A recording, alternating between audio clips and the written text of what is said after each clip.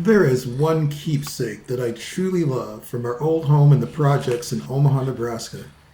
It's a small framed poster that my mom and I bought from a dime store downtown Omaha. It has flimsy metal framing with a little bit of scotch tape, a picture of a French horn, and the following words from the spiritual teacher Martin Luther: Music is a fair and glorious gift of God.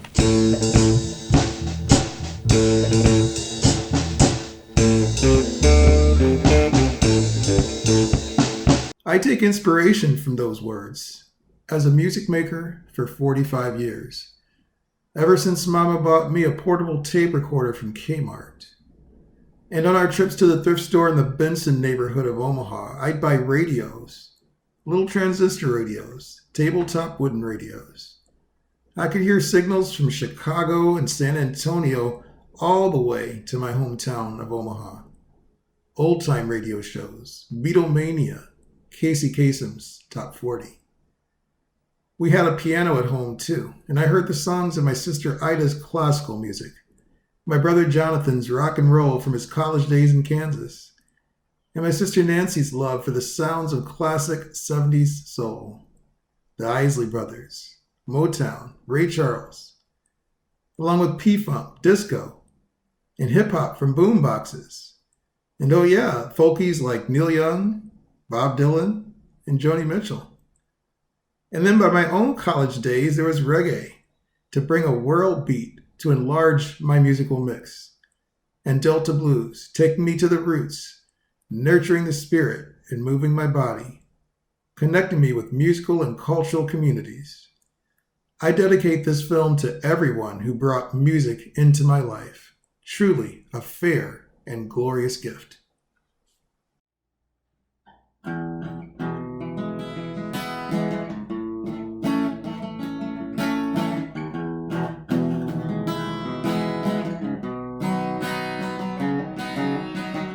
Last honest man still standing. Last honest man commanding an army of one, taking on an enemy of millions.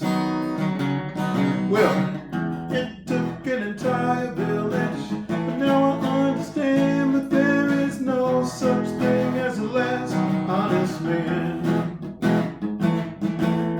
No such thing as a last honest man.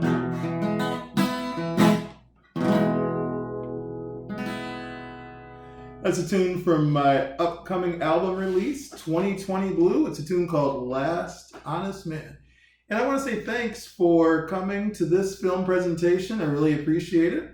This is a celebration of the release of 2020 Blue. And that's a solo CD of tunes that I've recorded by myself. And it's looking back to my first full-length recording of original tunes. And that was way back in 1986, a collection called 22 Blue. Yes, I was 22 years old. It's 35 years later since that first collection of original music. This new CD has a little bit of an indie rock feel. It's got a little bit of edginess. And I think that's an edginess that comes from the pandemic. Frankly, this CD was recorded during the pandemic, and I think there are some ways that the tunes tap into that vibe of the pandemic. And also just having reached an age where you see things with eyes wide open, a little bit more than previously in my life. What we'll do next is we're going to check out a recording that's on my website from Davy J's, it's on Davy J's music channel on YouTube. And it's a recording of a song I wrote some time ago called Kelly's Song.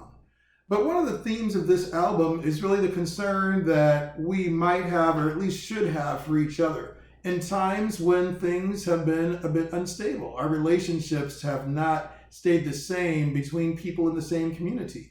And in the wake of the death of George Floyd, those relationships are on edge in many places. So this song goes out to the city of South Minneapolis that, for me, was a very much a place of growth and nurturing and learning to be a musician. So this tune is a shout out to that city.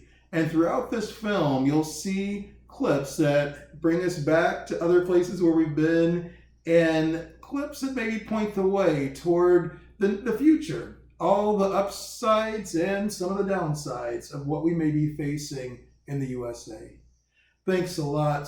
It's really great to connect with you from 6,000 miles away or so here in Japan. Enjoy the film.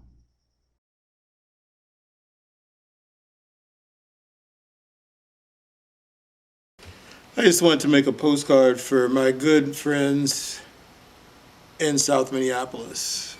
It was a privilege to be a part of that music scene, and you made this music happen and so much other great music happen. So as we go through this very difficult time, you are in my hearts.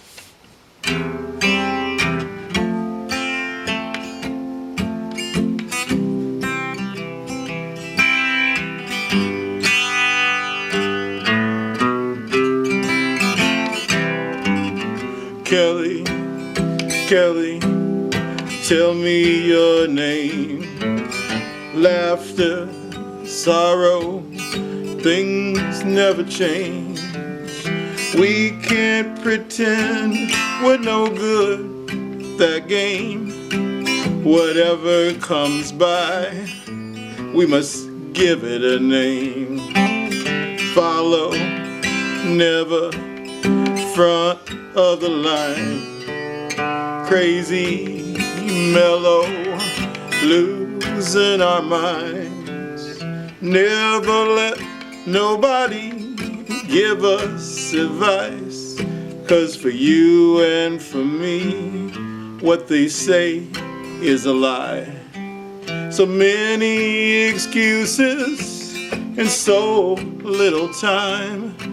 Shrinks handing us nickels and calling them dimes.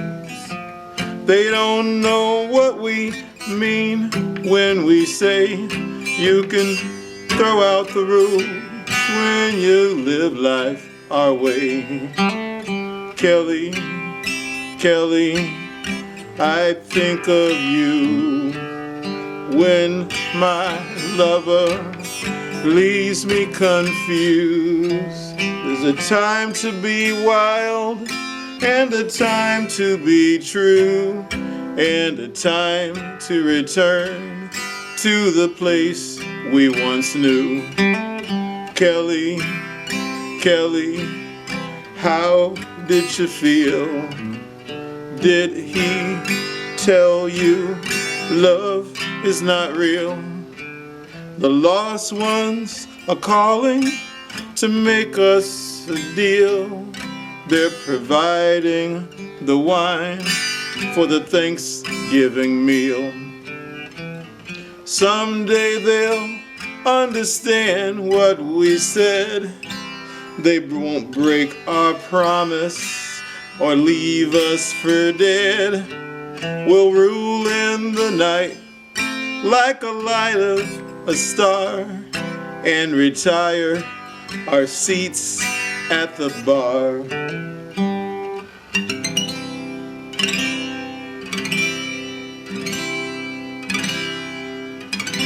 Nothing but love for my city, South Minneapolis. Keep the peace. See you around.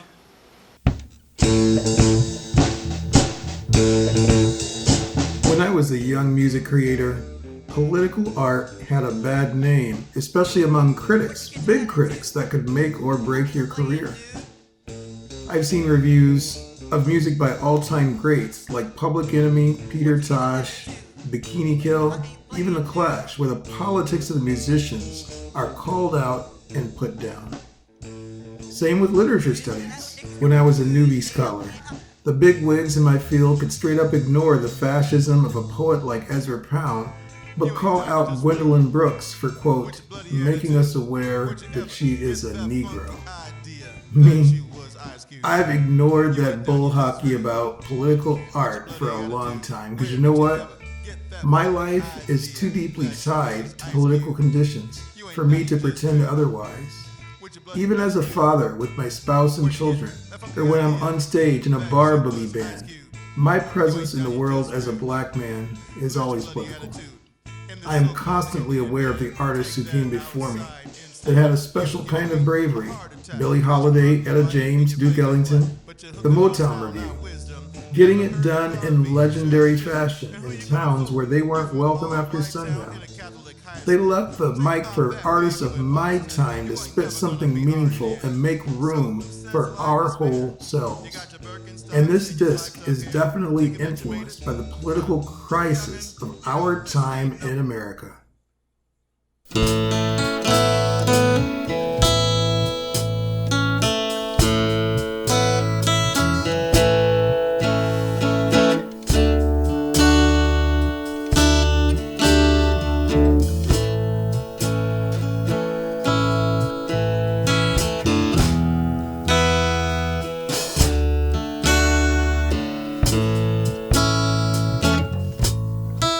As a young black boy in Omaha, Nebraska, I had dreams of traveling, but my dreams were mostly of getting on a bus going to New York City, buses I'd see at the old downtown Omaha station, 18th and Harney Street. Trust me, I showed up late to the global party. The phase we were in up until the pandemic, when people of modest means, some of them at least, could still get to Asia, Africa, Europe, the Caribbean, Mexico, or Canada. It took me until after age 50 to pick up the Clue phone, realizing that everyone in my household was younger than me and had been to more countries than me. Not to mention that people from Russia, France, and India were a part of my younger children's friend circles. What was wrong with me? Talk about left behind. I was a little bit multicultural from jump, though. Crossing the black-white binary all the time in friendships, close friendships, and a marriage that crosses black Latinx lines, and many class differences bridged in work and life. But I was clearly late in making global connections. So I finally took opportunities to travel to mainland China, and the experience was powerful, changed my life. Seeing the Great Wall of China, what an amazing masterpiece of human engineering. Spending time in Beijing, Shanghai, and a lot of time in a smaller city called Changshu. I knew hardly any Mandarin language, but it's amazing how far you can get with screenshots, a translation app, a 20-word vocabulary, and a good attitude. A lot of smiles and handshakes and making someone's day with a selfie. Good meals and goodwill and good memories, man. Traveling over the world's largest inland canal at Nanjing on a moonlight train with my wife Catherine and baby Nico. Wow. All of us need to get back to respecting people and wisdom from other lands, even though it's hard at first to make that leap from disinterest to curiosity about other lands. It was hard for me. But to get started, we could just say no to the anti-Asian crapola, and that would be something. Let's at least do that.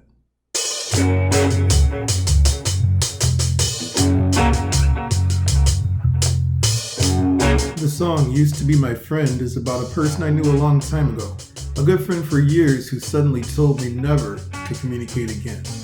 And we never have.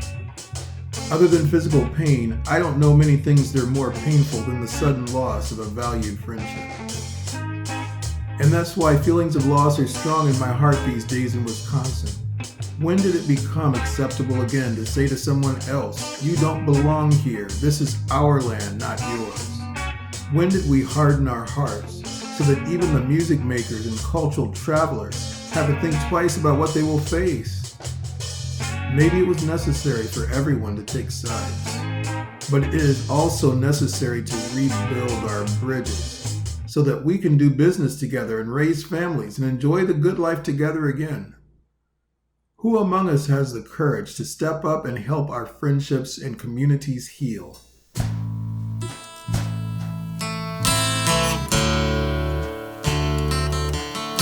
And yes, I'm down to connect, to stay whole, to greet all of what we're becoming with songs of struggle and hope.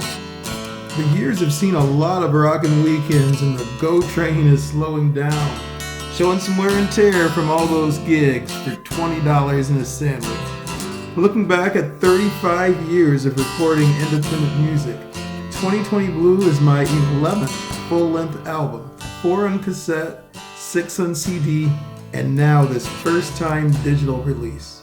Probably the last solo release ever, but who knows? It's a lot more to say musically. Still, gonna hit the studio as soon as I can for a collection of tunes called Life is a Love Mix, hopefully to be completed in 2022. But who knows? The future is now. It's a rocker's life. And I hope you enjoy the songs and sounds of a lifetime of musical joy. See you on the flip side.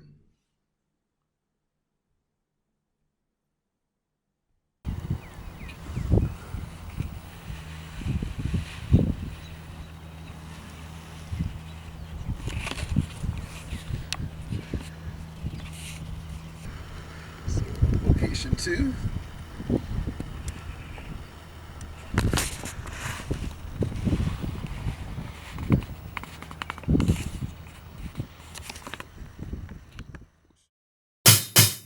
I heard the lies since my birth that skin determines what I'm worth, and others will get theirs if I get mine. Repeated daily on the news, and out of touch politicians too, who taught me that the dollar was divine.